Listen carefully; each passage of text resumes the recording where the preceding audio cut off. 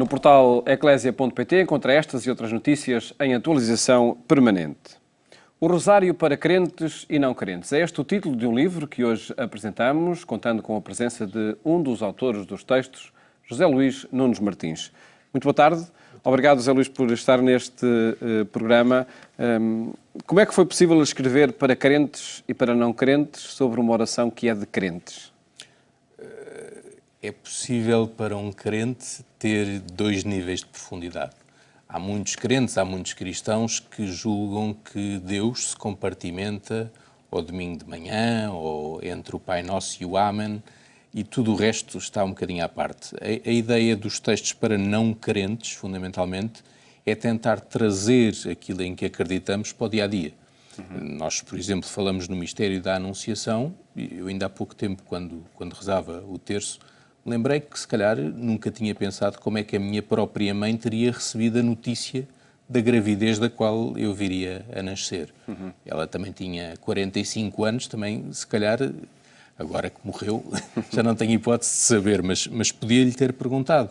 E é esta ideia do milagre da vida, da Anunciação, que também merece ser meditado. E os textos para não crentes, no fundo, são uma espécie de aprofundamento ou de um alargamento também para os crentes. E também uma forma de dar aos crentes um argumento para lidarem com as pessoas que não acreditam. Há muito quem não acredita em Jesus Cristo, mas é difícil rebater a tese de que é pelo amor que se vai ser feliz. Se quer ser feliz, ame. Se não for, depois a gente negocia à frente. Agora, colocar-se num ambiente do terço, do rosário, para escrever para não crentes, terá sido a melhor opção? Pois não sei, eu acredito que sim e quero esperar que sim.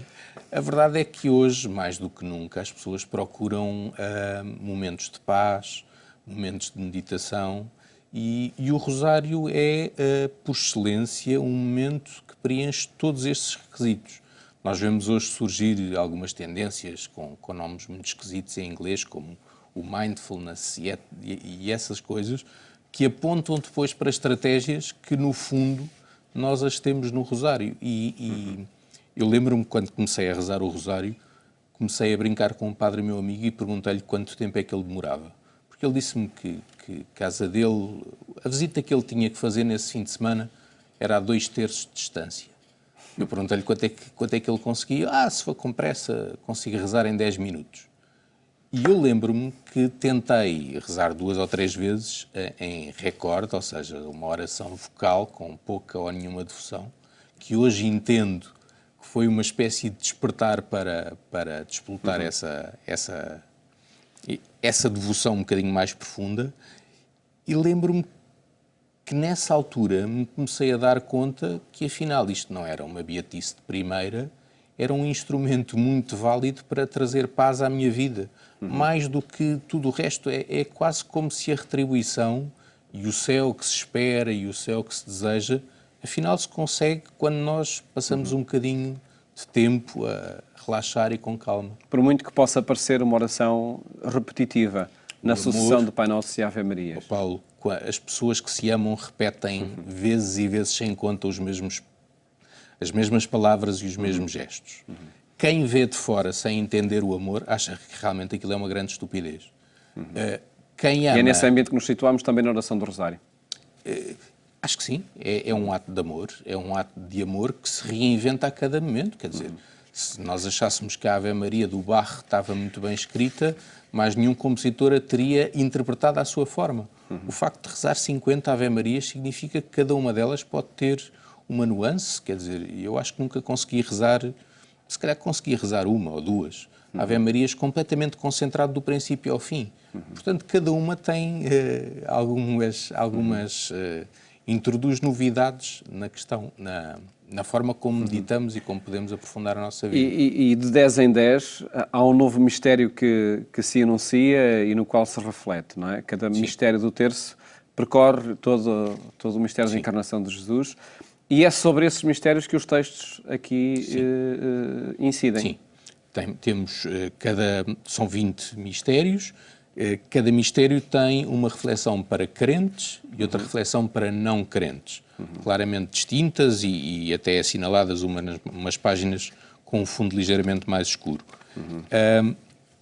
Os mistérios para não crentes, ou os textos para não crentes, são formas de desafiar quem tem ou demasiados vícios, ou quem está mais ou menos receptivo a uma...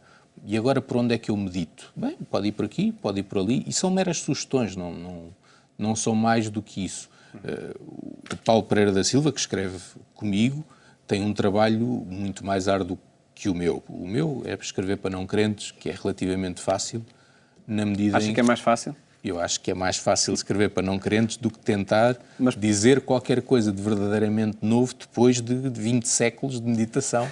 E isso sim é um trabalho difícil. Em todo caso, por exemplo, de que forma é que se escreve sobre a ressurreição para não crentes? Que é algo, enfim, Eu acho que é um objeto de fé. Todos nós caímos, todos nós temos momentos maus na nossa vida e todos nós temos uma força que nos ajuda a levantarmos, seja ela a força física, seja ela a força anímica. Também nós todos acreditamos e temos fé nas promessas que nos fazem, sejamos crentes ou não crentes. E nesse sentido a ressurreição é o momento em que as promessas se cumprem, é o momento em que eu consigo levantar-me apesar da vontade de desistir. Li há pouco tempo uma frase que gostei imenso, que é: eu vou ficar bem, mas não é hoje. A ressurreição é o dia em que se fica bem. A ressurreição é o momento em que as coisas resultam e se confirmam. Sendo que para um não crente basta, por exemplo, olhar para trás na sua vida e ver quantas vezes ele foi capaz de se ultrapassar a si próprio e foi capaz de mostrar forças que nem ele próprio julgava que tinha. Por isso, há uma dimensão comparativa nos textos que escreve para os não crentes. Por exemplo, este em que analisa este tema da ressurreição termina com esta frase: pobre formiga que tenta perceber o mar e o céu. Claro que é pela comparação que se consegue explicar um mistério para o não crente?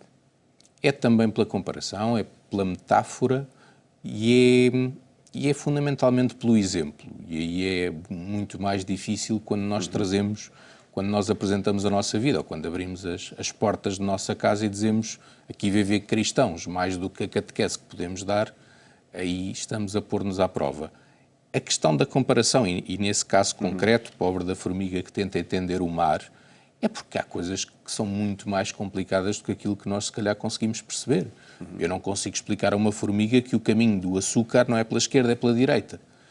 Porque apesar da minha boa vontade, a inteligência dela não é capaz de a captar.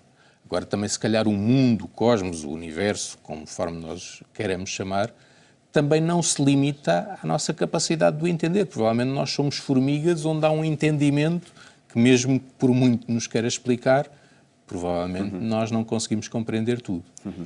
O livro é apresentado esta terça-feira pelo engenheiro Fernando Santos, selecionador de Portugal. Sim.